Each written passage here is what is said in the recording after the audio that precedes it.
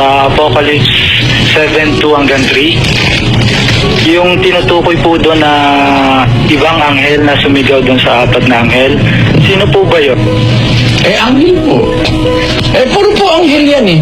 Di ba kayo nakakahalata?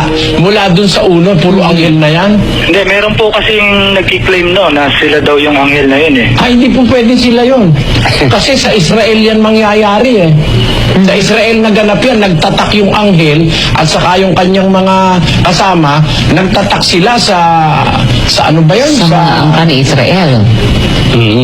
Sa Israel, Opo. kapatid na... Opo. Di ba? Ang ibig kong sabihin nun eh, nangyari yun noon pa. Opo. Alin po ang nangyaring noon pa? Yung pong pagtatatak. Hindi ibang po. anghel na yun. Hindi po. Ang pagtatatak po na yan ay magaganap pa sa hinaharap. Hindi pa po nangyayari yan eh.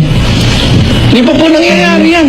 Meron po kasing nagkiklaim no na sila daw yung anghel na yun eh. Hindi po pwede sila yon.